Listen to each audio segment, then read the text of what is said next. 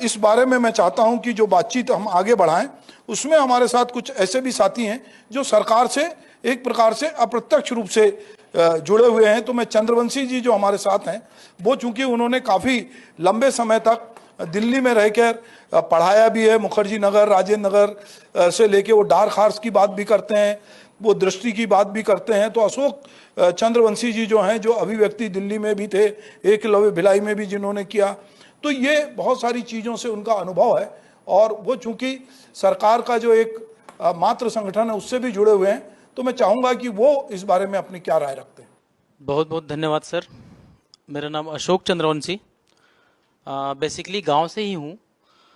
और जैसे आपने भी अपने परिचय में कहा कि लगातार लंबे समय से आप समाज जीवन में हैं, मगर लिखने पढ़ने का आपका स्वभाव है, वैसे ही मैं भी चीज़ों को सोचने समझने में रुचि रखता हूँ।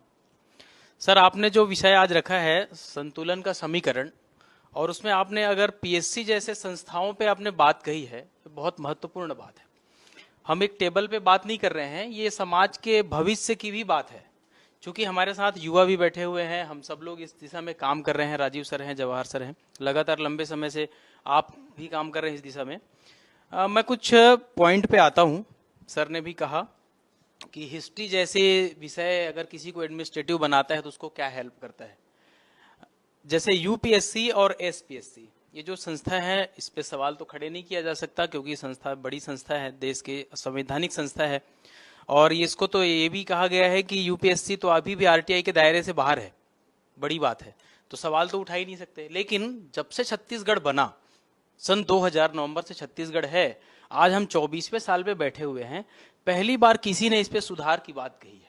और अगर सुधार की बात हम देखते हैं तो ये व्यापक सुधार की आवश्यकता है। मैं कुछ नोट कर रहा था कि अगर हम सुधार करेंगे तो सर इसके पहले तो संरचनाओं पे सुधार होना चाहिए। क्योंकि कोई व्यक्ति आता है, अशोक भंडारी नाम का आता है, कोई व्यक्ति टामन सोनवानी नाम का आता है, और कईयों के जिंदगी से खेल जाता है। ये मजाक बात नहीं है, क्योंकि मेरे जैसा गांव का अगर आदमी, मैं एग्रीकल्चर से ताल्लुक रखता हूं, अगर मैं जाके दिल्ली में इसकी तैयारी करता हूं, रायपुर बिलासपुर में इसकी तैयारी करता हूं, तो मैं अपने जीवन को दांव में लगाता हूं। और आप अगर इसके पूरे टोटल एग्जाम का टाइम 35-45 ईयर देते हो, तो आदमी फिर वहां से डिस्क्वालीफाई होकर करेगा क्या? उसका जीवन खत्म हो जाता है। तो इसके सर सबसे पहले तो इसकी संरचना पे सुधार चाहिए। दूसरी बात है इसके पाठ्यक्रम। जैसे अभी जवाहर सर बोल रहे थे, हिस्ट्री पे इन्होंने कोट किया, वैसे ही और भी सारे सब्जेक्ट्स हैं इन्होंने ऑप्शनल अगर आप दे दिए, उसका आपका प्रशासनिक लेवल पे क्या मायने रखता है, फिर आपके सामाजिक जीवन पे उसका क्या असर पड़ता है। क्योंकि एक ऑफिसर जब हिस्ट्री पढ़ता है, पॉलिटी पढ़ता है, इकोनॉमिक्स पढ़ता है, इकोलॉजी पढ़ता है, इन्वायरमेंट पढ़ता है, सोशियोलॉजी पढ़ता है, फिर अगर वो कोई एक आध ऑप्शनल सब्जेक्ट रखता है, उसके बाद वो क्या दे पाता है सरकार को, क्या दे पाता है वो समाज को।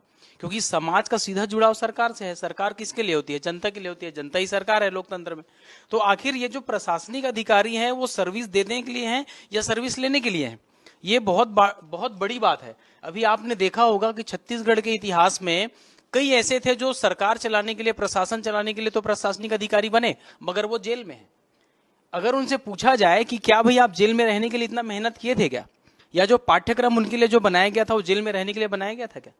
मैं फिर से ऑफिसर्स फोबिया की बात करूंगा, इसकी भी जरूरत है कि यहां पर भी सुधार होना चाहिए। तीसरी बात है कि जो सुधार की बात कही जा रही है सरकार के द्वारा, उसमें जो तैयारी कराने वाले संस्थाएं, अभी किराने दुकान की तरह किसी भी एक कॉम्प्लेक्स में कोई इंस्टीट्यूट चल जाता है, कोई प्री का टेस्ट सीरीज चलाता है, कोई मेंस का टेस्ट सीरीज चलाता है, कोई तो इंटरव्यू गाइडेंस का टेस्ट सीरीज चलाता है। और इंटरव्यू गाइडेंस में तो ऐसे सोशल मीडिया में आपको ऐसे ऐसे प्रश्न मिल जाएंगे जो आप सुन भी नहीं सकते।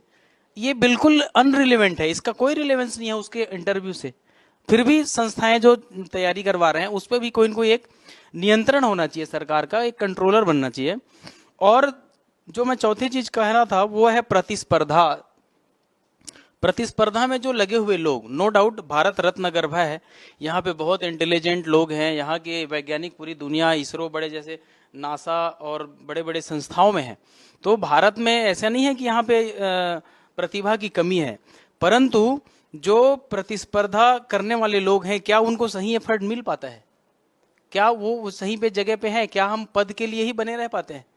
क्या हम पद के साथ, समाज के साथ हमारा कोई जुड़ाव है पद के लिए? इस दिशा में भी सोचने के लिए कोई ना कोई एक कैरिकुलम चाहिए, पाठ्यक्रम चाहिए सर। जी, तो आपने बहुत अच्छी बात कही। हमारे कुछ साथियों ने जो पीएससी दे के निकले हैं या लगातार परीक्षा में भाग लेते हैं,